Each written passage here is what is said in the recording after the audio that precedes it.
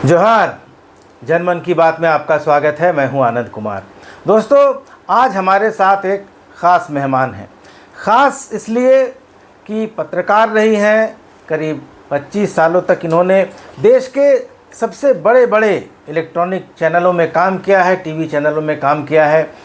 लेखिका भी हैं, इन्होंने किताबें लिखी हैं जो छपी हैं, और अब वे राजनीति के क्षेत्र में कदम रखने जा रही हैं और इन्होंने मन बना लिया है कि वे इस बार जमशेदपुर से चुनाव लड़ेंगी। तो हमारे साथ आज की मेहमान है अन्नी अमृता। अन्नी जी, आपका स्वागत है बहुत बहुत।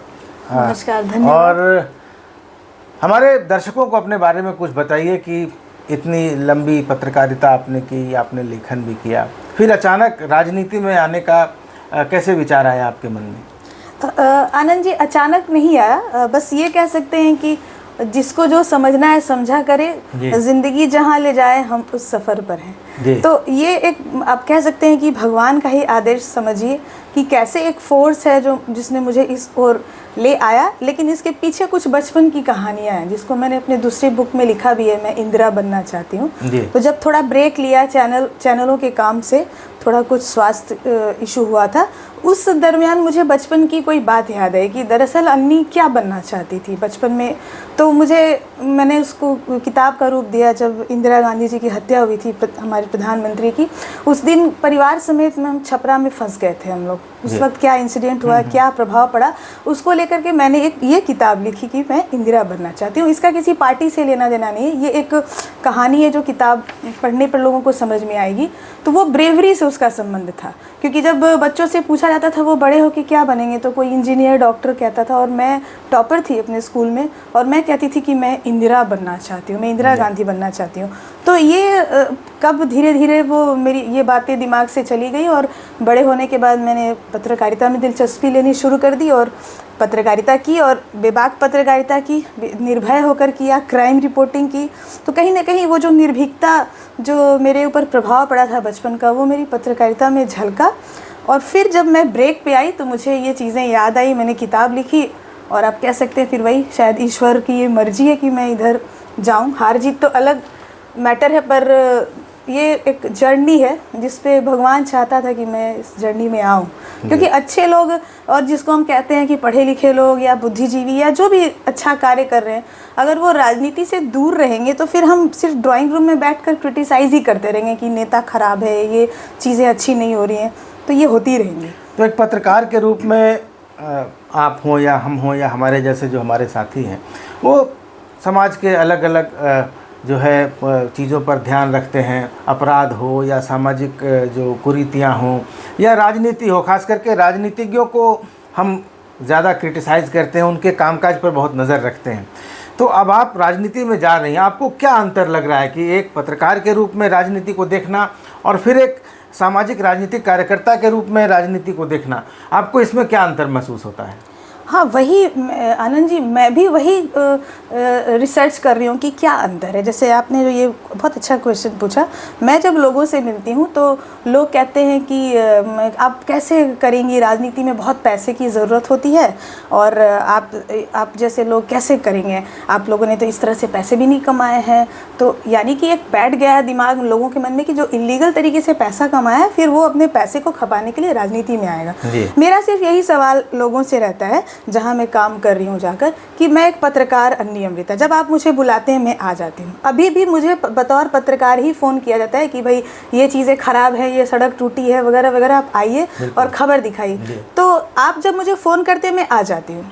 तो फिर यही काम एक नेता को भी करना है, उसको रोड बनवानी है, मुझे खबर दिखानी है, एक नेता को रोड बनवानी है, विधायक को पास करवाना है, उसको उन संस्थाओं पर दबाव बनाना है जो सड़कें बनाती हैं या अन्य काम करती हैं। तो फिर उसमें पैसा क्यों आ रहा है? कि आप अपना वोट बेचते हैं? नहीं। तो अगर आप अपना वोट नहीं बेचते हैं तो फिर आप ऐसे उम्मीद क्यों कर रहे हैं कि कोई व्यक्ति आएगा जो पैसे वाला होगा, स्कॉर्पियो से उतरेगा, वही मेरा नेता बनेगा? तो कहीं ना कहीं लोगों या हमारी जो सोच है उस पर जंग लग गई है, और उसको ठीक अकेले तो नहीं कर पाएंगे, अपना रोल कर सकते हैं। तो ये फ़र्क एक आ रहा है जो मैं भी जानने का प्रयास कर रही हूँ कि फ़र्क कहाँ है। काम तो जनसेवा ही है। तो मुझे भी नए नए अनुभव हो रहे हैं, और मुझे लग रहा है थोड़ा सा सोच को बदलना और जनता ही कमाल कर सकती है। हाँ, जैसे दिल्ली जैसे राज्यों में हमने देखा कि आम आदमी पार्टी जब आई राजनीति में, और उसमें तमाम पत्रकार भी थे, समाज के अलग अलग वर्गों से जुड़े ईमानदार लोग थे, और बिना किसी ज़्यादा पैसे संसाधनों के उन्होंने चुनाव लड़ा, वे जीते भी। लेकिन हम जिस हिंदी पट्टी के इलाके में रहते हैं, वहाँ राजनीति में आपने जैसा कहा कि बड़ी गाड़ियाँ ठसक के साथ चलना, 10-12 लोग आपके साथ चलें, उनको मैनेज करने में ही बहुत पैसा लगता है। क्योंकि अगर आप एक लंबी चौड़ी फौज लेकर चलेंगे, लोगों की गाड़ियों का काफिला लेकर चलेंगे, तो आप जनता को भले पैसे न दें, लेकिन वो जो ठसक है जिसको हम लोग भौकाल कहते हैं, उसको मेंटेन करने में भी बहुत पैसा लगता है। और पैसा सीधे रास्ते से तो कमाया नहीं जाता, और जो सीधे रास्ते से पैसा कमाता है वो इन चीज़ों पर खर्च नहीं कर सकता, क्योंकि उसको पता है पैसे की कीमत क्या है। तो जिस तरीके से यहाँ राजनीति हो रही है, तो क्या आपको लगता नहीं कि यहाँ के लोगों में उस राजनीतिक चेतना का अभाव अभी तक है, जिसमें वे अपने जनप्रतिनिधियों को अपनी तरह का ही एक सच्चा, सीधा, ईमानदार और अपने बीच का पाएँ, न कि ये बड़े बड़ी गाड़ियों और बड़े बड़े नामों के पीछे भागें? बिल्कुल, अभाव तो है ही। सबसे बड़ी बात है आनंद जी, मैं अगर अपने उस क्षेत्र की बात करूं जहां से मैं चुनाव लड़ने वाली हूं, पहले तो ये बता दीजिए कहां से लड़ने जी, जमशेदपुर पश्चिम से लड़ने वाली हूं। आपको तो पता ही है, जनवरी में मैंने अनाउंसमेंट किया था लोकसभा चुनाव के पहले ही। जमशेदपुर पश्चिम से, जहाँ से अभी बन्ना गुप्ता जी यहाँ के विधायक हैं और मंत्री हैं, जहाँ से आदरणीय सरयू राय जी पहले रह चुके हैं, तो काफ़ी महत्वपूर्ण सीट है और वहाँ पे मैं आजकल फील्ड में काफ़ी सक्रिय हूँ। तो आपने जो ये कहा, वास्तव में ये इस चेतना का अभाव है। इसका सबसे बड़ा उदाहरण है कि मात्र 56 या 55% ही वोट डालते हैं लोग पश्चिम में, सबसे कम मतदान होता है। ये जो 6 विधानसभा है जमशेदपुर में, उसमें सबसे कम पश्चिम जमशेदपुर में मतदान होता है। और आपको जानकर आश्चर्य होगा, कई लोग तो ये जानते ही नहीं कि उनका विधानसभा जमशेदपुर पश्चिम है। वो कंफ्यूज करते हैं, उनको लगता है वेस्ट मतलब चाईबासा, पश्चिम से मतलब जिला और हाँ, जिला, और इसमें वो कंफ्यूज है, अलग अलग नाम है।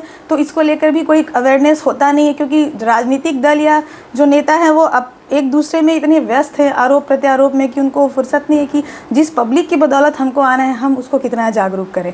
ये एक बड़ा चैलेंज है। दूसरा जो आपने कहा, दक्षिण के राज्यों में आप देखिएगा क्यों विकास वहाँ ज़्यादा होता है।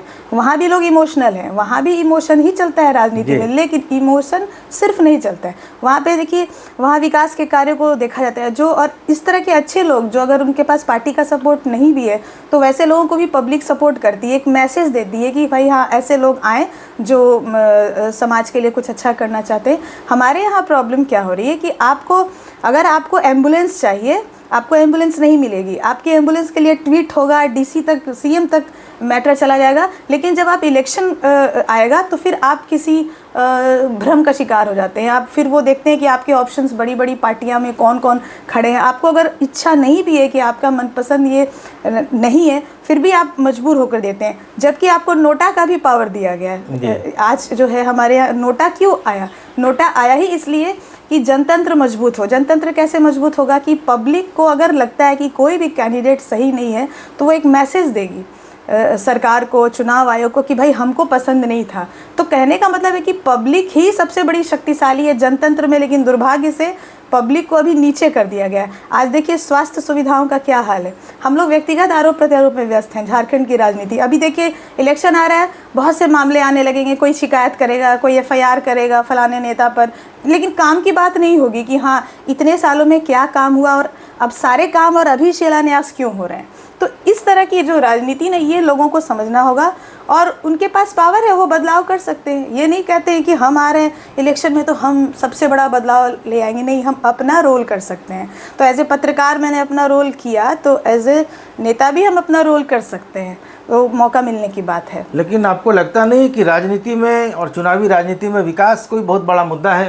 क्योंकि मैं कल बात कर रहा था, एक पत्रकार मित्र हैं हमारे, धीरेन्द्र चौबे, नगर उटारी में रहते हैं, उनसे मैंने 2 सीटों पर बात की, भवनाथपुर और गढ़वा, दोनों अगल बगल की सीटें हैं। भवनाथपुर झारखंड के सबसे पिछड़े इलाके में अगर चर्चा करें तो वहाँ NH सिंगल रोड है, जिसको NH कहा जाता है।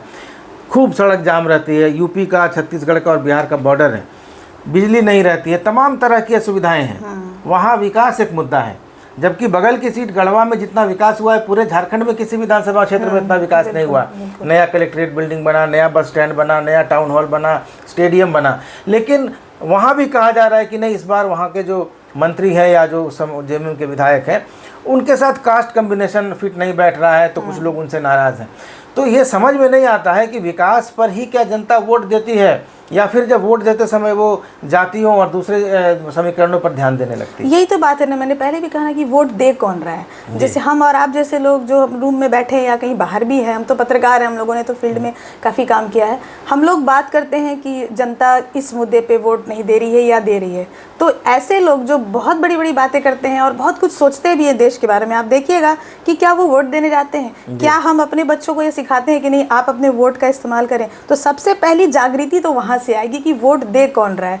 हो सकता है जो वोट देने वाला गरीब व्यक्ति, उसको पता भी नहीं है उतना मुद्दों के बारे में, वो उतना जागरूक नहीं है, लेकिन उसको पोलिंग बूथ तक ले जाया जा रहा है, वो जा रहा है, किसी प्रभाव में वो वोट दे रहा है। उसके पीछे कई सारे कारण आपको भी पता है, शिक्षा है, गरीबी है, लोगों के पास नौकरी नहीं है, लोग समझते हैं कि चलो मुझे इस महीने का कुछ राशन या कुछ खाना, कुछ सामग्री आ गई या पैसे आ गए तो चलो हम आज उस प्रभाव में आ गए। आपको भी पता है कि चुनाव कैसे जीते जाते हैं और किस तरह से प्रभावित किया जाता है कई तरह से। मैं यही बोल रही हूँ आनंद जी, मेरे पास बांटने के लिए मच्छरदानी या साड़ी नहीं है, मेरे पास वो जज्बा है जिसके बदौलत मैं संस्थाओं से लड़कर आपको ये व्यवस्था दिला सकती हूँ कि आपको मच्छर ना काटे। मच्छरदानी हम नहीं बांट सकते हैं। तो ये मेरा ये सिद्धांत है कि आपको, जनता को ये देखना चाहिए कि हमारे लिए व्यवस्था ऐसी हो कि हमारे आसपास नालियाँ साफ रहे, स्वच्छ रहे, मच्छर ना काटे। ये नहीं कि कोई एक व्यक्ति आके मच्छरदानी बांटा और एक व्यक्ति आके साड़ी बांटा। आपको ये देखना चाहिए कि कौन व्यक्ति या कौन संस्थाएं या सरकार हमको नौकरी दे सकती है, हमको रोजगार से जोड़ सकती है, हमको स्किल डेवलपमेंट की ओर लेके जा सकती है। लेकिन ये बातें जो है जन जन तक पहुंचाने का माध्यम है मीडिया, और आपको भी पता है हम दोनों ही मीडिया कर्मी हैं। मीडिया की स्थिति आज क्या है आपसे छुपी भी नहीं है। मेरा एक सवाल है आनंद जी, आज आपके जनमन के माध्यम से सबसे मैं पूछना चाहती हूँ कि जब 2011 से जनगणना हुई ही नहीं तो किस आधार पे मीडिया लिखता है कि जमशेदपुर जैसे सीट पर भी लिखते हैं कि इतने कुर्मी हैं, इतने भूमियार हैं, इतने राजपूत हैं? ये सब कौन दिमाग में डालता है? आप देख लीजिए, एक जमशेदपुर का एक आम बच्चा, यहाँ पे लोग बस खुद को बिहारी, बंगाली, साउथ ऐसा बोलते हैं, जाति के आधार पे बात नहीं करते, लेकिन हम दिमाग में डालते हैं। हम एक मीडिया पर्सन ऐसी रिपोर्ट क्यों बनाते हैं? जैसे ही चुनाव नज़दीक आता है हम शुरू करते हैं लिखना कि कुर्मी ही तय करता है यहाँ कौन जीतेगा, फलाना राजपूत और भूमियार का समीकरण पूर्वी और पश्चिमी में रहेगा हावी, पूर्वी और पश्चिमी में एक बैकवर्ड को मिलेगा, एक फॉरवर्ड को। ये कौन याद दिलाता है? ये हम मीडिया कर्मी जाने अनजाने किसी प्रभाव में या किसी दूसरे के प्रभाव में आकर ऐसी रिपोर्ट्स बनाते हैं और हम एक जो माइंडसेट तैयार करते हैं। अगर सोचिए यही मीडिया ये माइंडसेट तैयार करे कि पब्लिक नेता से ये पूछे कि आपने क्या किया 5 साल में, क्यों हमें हॉस्पिटल में सुविधाएं नहीं मिलती, क्यों हमको TMH में जाना पड़ता है जहां बिना पैसे के हमारा इलाज नहीं होता है, फिर हमें रांची रेफ़र कर दिया जाता है, फिर हम रांची जाते हैं तो रास्ते में ही लोग मर जाते हैं। आपको भी पता है कि सिर में अगर चोट लग जाए तो लोग रांची रेफ़र कर दिया जाता है MGM से, रास्ते में लोग मर जाते हैं। और सिर में चोट क्यों लगता है? बड़े बड़े डंफर चलते हैं जमशेदपुर में। बड़े बड़े डंफर क्यों चलते हैं? फ्लाईओवर्स नहीं बने, और फ्लाईओवर कब बनेगा? अब जब इलेक्शन नज़दीक आ रहा है तो शिलान्यास किया जा रहा है। तो ये हम सिर्फ बात करेंगे आपस में और इलेक्शन के समय हम ध्यान नहीं देंगे कि दरअसल हमें क्या बदलाव की ज़रूरत है, तो फिर ये चीज़ें तो घूम फिर के होती रहेंगी। आप बगल में छत्तीसगढ़ में जाइए, देखिए वहाँ पे इमोशन भी है और विकास का भी मुद्दा है। लेकिन प्रतिनिधि तो वैसा ही होगा जैसा जनता होगी। जनता अगर खुद ऐसे प्रतिनिधियों को चुनती है लालच में आकर या किसी दबाव में आकर या किसी रूप में आकर, तो इसके लिए सिर्फ मीडिया तो दोषी नहीं है, क्योंकि जनता भी आखिर उसी जातिवाद में और उसी मुफ्त के मच्छरदानी में जैसा बता रही थी उसमें फंस जाती है। लेकिन मेरा सवाल ये है कि आप एक महिला हैं और राजनीति में बिना गॉड फादर के या बिना किसी बड़े नेता की सरपरस्ती के किसी पुरुष नेता के लिए भी आगे बढ़ने में मुश्किल होती है। आप एक महिला हैं और अकेले आप इस चुनावी यात्रा पर निकल पड़ी हैं। आपको क्या परेशानियां आ रही हैं या आपको क्या समर्थन मिल रहा है, कैसा अनुभव हो रहा है? हाँ, ये बहुत अच्छा क्वेश्चन है कि एक पुरुष के लिए भी बहुत मुश्किल होता है, जबकि पुरुष प्रधान ये पूरी दुनिया ही है। आप अमेरिका में भी देखिए, राष्ट्रपति पहली महिला बनना अभी रिकॉर्ड बना नहीं। तो ऐसी स्थिति में सचमुच ये मुश्किल है। लेकिन मैं ये बताना चाहती हूँ कि मैंने 21 साल हो गए मुझे पत्रकारिता में। तो ऐसा नहीं कि मैं सोकर उठी और मैं कूद गई फील्ड में। आपको भी पता है हम लोगों ने काफ़ी सालों तक कार्य किया है। उसके बाद ये एक पहला कदम कोशिश कर रही हूँ कि क्या मैं कुछ बदलाव की ओर जा सकती हूँ, पब्लिक के सामने क्या एक विकल्प बन सकती हूँ कि पब्लिक सोचे कि मैं इनमें किसको वोट दूँ। तो बस वो एक पहली कोशिश है, आप कह सकते हैं कि एक गिलहरी प्रयास है। इतने बड़े बड़े महारथियों के बीच में मेरी क्या हैसियत है ये, लेकिन हाँ दिक्कतें बहुत वही आ रही हैं जो कि मैंने आपसे कहा, वो बड़ी बड़ी गाड़ियों का प्रभाव और वो, लेकिन समर्थन भी बहुत मिल रहा है। वो कह सकते हैं कि वो समर्थन शायद छोटा सा ही हो, लेकिन लोग परिवर्तन चाहते हैं। और पता है लोगों को ये भी अच्छा लगता है कि महिलाएं आगे बढ़े। किस तरह की महिलाएं, मैं किसी पे व्यक्तिगत टिप्पणी नहीं कर रही हूँ, लेकिन हमारे देश में एक प्रथा बन गई है कि आप किसी की पत्नी, किसी की बहू, किसी की बेटी हैं तो आपको राजनीति में अनुभव वाला माना जाता है। जैसे मैं अगर किसी की पत्नी, बहू, बेटी के रूप में जाऊं जो पहले से इस्टेब्लिश्ड है राजनीति में, तो मैं अनुभवी कहलाती हूं। लेकिन मेरे जैसी एक पत्रकार जिसने 20 साल तक बिल्कुल सड़क पर काम किया है और खुलकर काम किया है, उसको भी नया कहा जाता है। तो ये भी फिर सोच का प्रश्न है, मैं नई कैसे हो गई? काम तो जन सेवा ही करना है। पत्रकारिता में हम क्या करते हैं? हम पत्रकारिता के माध्यम से लोगों को अवेयर ही करते हैं। अवेयर करते हैं तभी जाके योजनाएं भी धरातल पर फलीभूत होती हैं। तो वो जन सेवा है, ये भी जन सेवा है। तो इसको हम लोगों ने गलत बना दिया कि राजनीति का मतलब ही निकाल लिया गया कि गंदी राजनीति, मतलब गंदी। तो हम अगर उसको नहीं ठीक करेंगे तो कौन ठीक करेगा? और समाज, जो आपने कहा कि फिर तो जनता पर ही दारोमदार आता है, तो आपको भी ये लगता ही होगा कि समाज डिटोरिएट तो कर रहा है कई चीज़ों में। तो नेता कहीं आसमान से तो आ नहीं रहे हैं, इसी समाज से नेता निकलते हैं। मुझसे कई लोगों ने कहा कि आप फ्लैट क्यों नहीं खरीद रही हैं। मैं आपको एक एग्जांपल देती हूँ, समाज कहाँ जा रहा है। मुझे पहले समझ में नहीं आया फ्लैट क्यों खरीदना है। मेरे माता पिता ने घर बनाया, मैं वहीं रहती हूँ और बड़ा घर बनाया हुआ है। तो फिर मैंने कहा कि फ़्लैट खरीदने की ज़रूरत क्या है? अरे नहीं, सबको ही अपना फ्लैट खरीदता है तो एक फ़्लैट तो होना ही चाहिए। हमने होना चाहिए, सही बात है, लेकिन मैं वो फ्लैट कैसे खरीदूंगी? मेरी तो सामर्थ्य नहीं है कि वो एक पत्रकार कहाँ से इतना कुछ कर पाएगा अकेले बल पर। तो समाज में आज किस बात का जोर है कि अरे फलाने ने ना 3 फ्लैट बुक कर रखा है फलानी सोसाइटी में।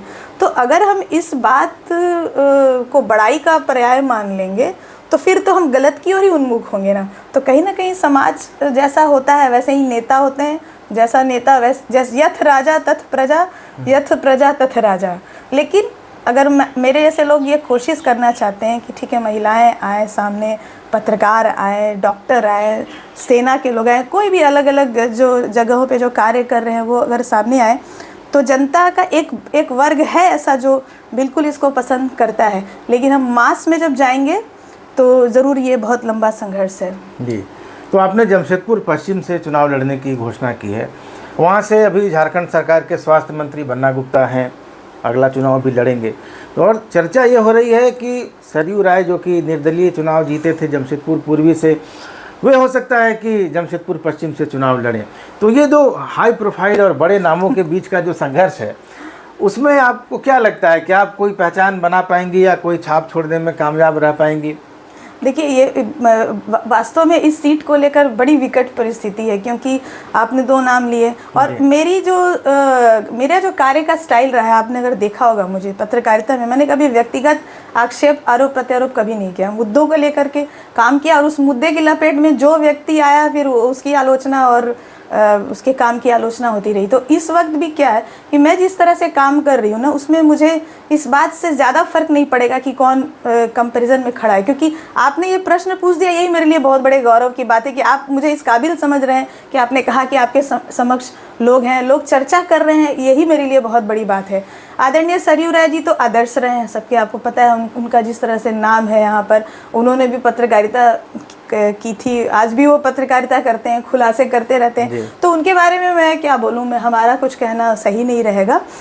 अभी तक जो जानकारी है वो उनकी तो पूर्वी सीट से इच्छा है, अगर पश्चिम से भी लड़ते हैं तो मैं चूँकि व्यक्तिगत आरोप प्रत्यारोप में तो मैं जा नहीं रही हूँ कि मैं उसमें दिमाग लगाऊँ। यहाँ तक कि स्वास्थ्य मंत्री को भी लेके मुझे बहुत सारे लोग व्हाट्सएप में भेजते रहते हैं, ये मुद्दा वो मुद्दा, मैं उस व्यक्तिगत पे जा ही नहीं रही हूँ, क्योंकि व्यक्तिगत आक्षेप करना ही नहीं है। लेकिन स्वास्थ्य का मुद्दा जब आएगा, जब जमशेदपुर पश्चिम के विकास का मुद्दा आएगा, मैं ज़रूर उनसे पूछूंगी, पत्रकार के रूप में पूछती रही हूँ और आज भी पूछूंगी कि ये सारे काम जो आज आप धड़ाधड़ शिलान्यास कर रहे हैं, 5 साल में भूल गए थे क्या? आपको 5 साल में याद नहीं आई कि मानगो पुल में जाम बचपन से, वो खुद भी बचपन से देख रहे हैं, हम भी बचपन से देख रहे हैं, हमारे बच्चे हो गए, वो बड़े हो गए, वो भी पुल जाम ही देख रहे हैं। इसका सॉल्यूशन कहाँ है ये सब कोई जानता है। वो कौन कौन सी परियोजनाएं हैं जो लटकी हुई हैं आज भी, जो टाटा स्टील के सहयोग से बननी थी, वो सब कोई जानता है, लेकिन उस पर काम नहीं हुआ। और 2024 के बिल्कुल जब करीब आ गया चुनाव, तो अब शिलान्यास हो रहा है। तो ये सब सवाल मैं एक स्वास्थ्य मंत्री, एक जनप्रतिनिधि